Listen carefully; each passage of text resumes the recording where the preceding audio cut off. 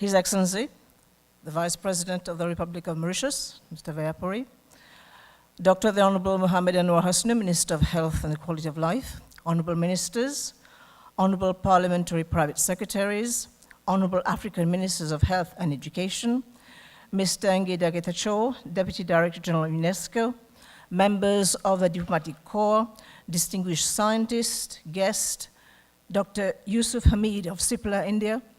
Ladies and gentlemen, good morning. I'm really pleased to welcome you all to Mauritius and to this third edition of the UNESCO MERCK Africa Research Summit. I thank the organizers for this valuable partnership with the government of Mauritius to contribute to building research capacity in Africa. We're also pleased to have with us Professor Frank Stangenbed-Havikamp, Chairman of the Board of Trustees of the MERCK Foundation, and Dr. Rasha Kelledge, CEO of the MERCK Foundation. I'd like to welcome the senior officials of the international NGOs, the international and African researchers, and of course, our young students, especially these talented young women and men who will help us build on our achievements, learn from our mistakes, while practicing the highest standard of scientific excellence needed to accelerate sustainable development on the African continent. Ladies and gentlemen, UNESCO MERCK Africa Research Summit, MARS, is a valuable opportunity for all those engaged and interested in health research in Africa to learn about the full spectrum of groundbreaking scientific research currently underway and prepare for the road ahead in Africa's development as an international hub for research, excellence, and scientific innovation. Conducting the third edition of UNESCO MARS in Mauritius is valuable for us as it complements our national strategy to promote scientific research, empowering women and youth in STEM, and our Ministry of Health focused strategy on improving cancer research and access to cancer care. It is because the future of innovation in science and technology is in the hands of our youth that I wish to dedicate this third edition of the UNESCO MERCK Africa Research Summit to the young students who have joined us today. Let us give them all round a big round of applause.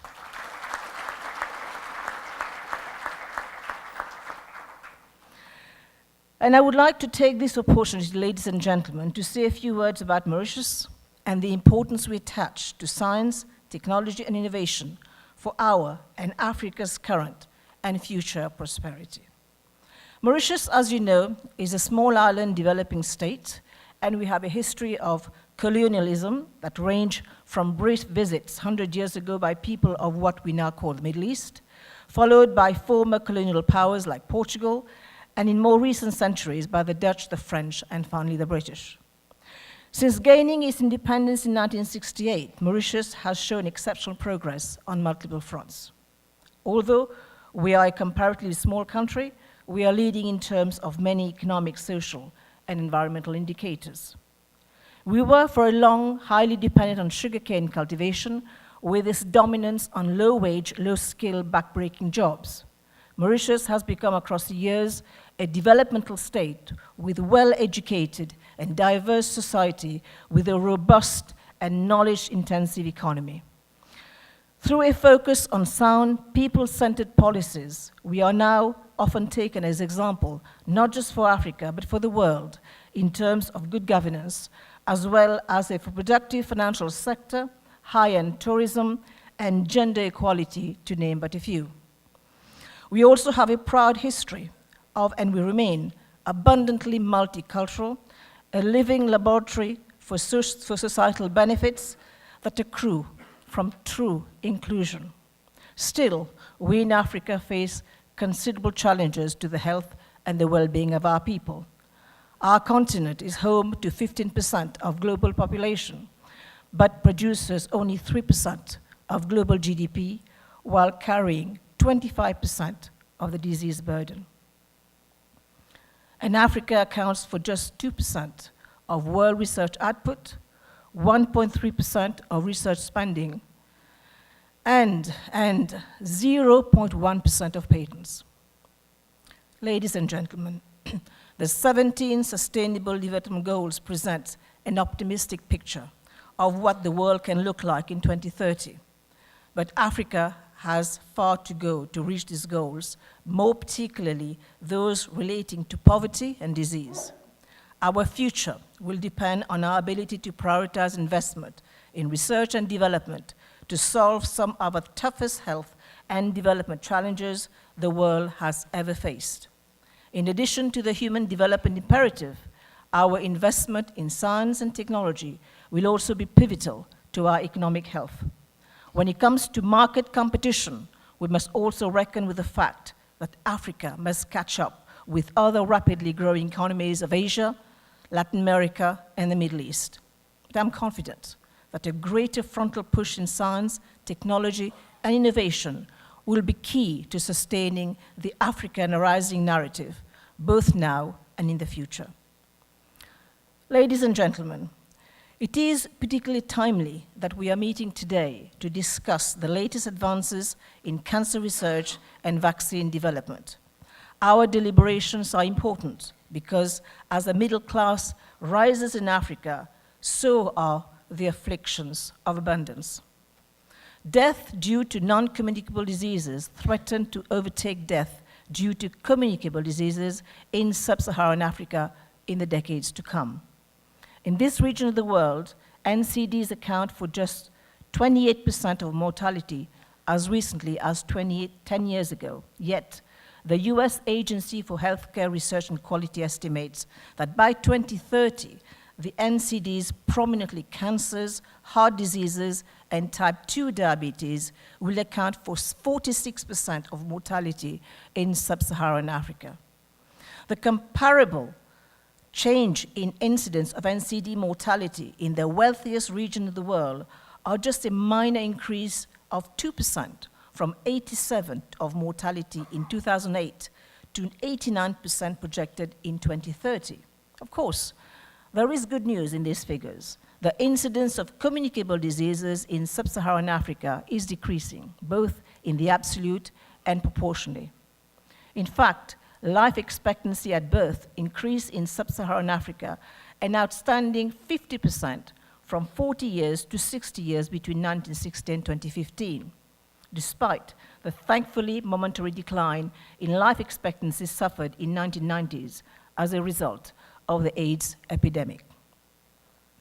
This success stories, ladies and gentlemen, has been in great part due to the focus and dedication of government, scientists, public health officials worldwide who brought their resources to contain the spread of AIDS with all its accompanying negative impacts on economic and social well-being. But the growing incidence of non-communicable diseases in Africa is also cause for concern. As Africa becomes more industrialized and people live longer, they suffer from those diseases and conditions already experienced in overwhelming numbers in the industrial world.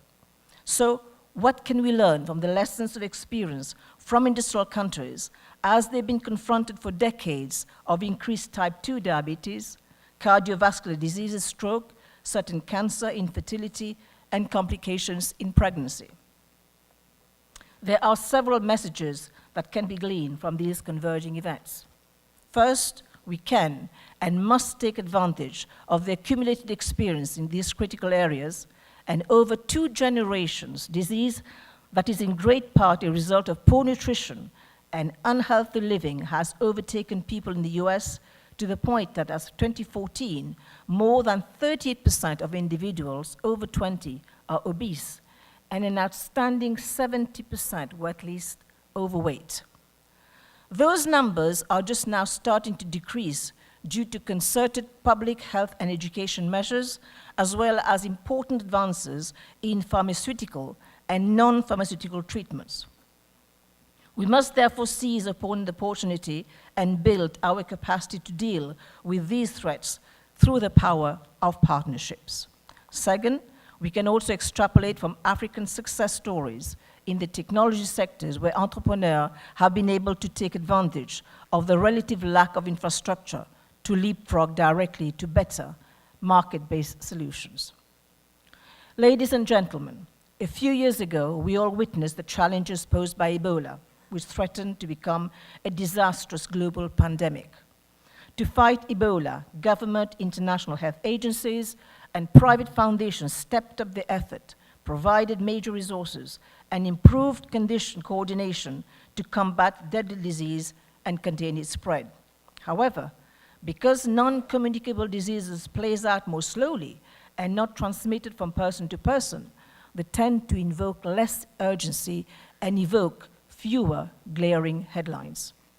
It is our obligation to see the threats posed by non-communicable diseases for what they are, and to mobilize our resources to address it in a manner that is proportional to the severity of the challenge.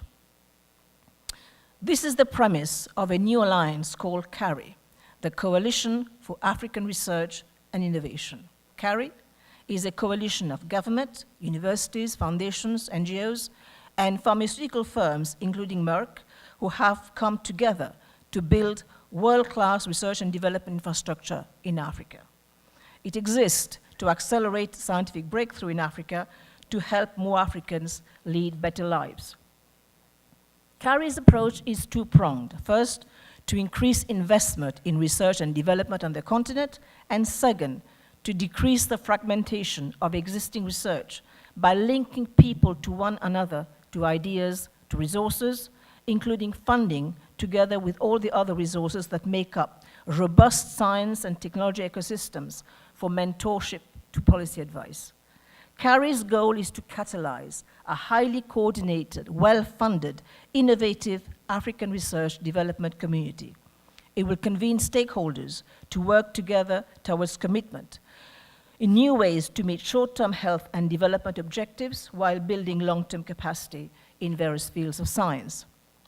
This collaboration will be driven by African priorities, and it will include African governments, African development organizations, the African private sector, African and global philanthropists, and the African global industry.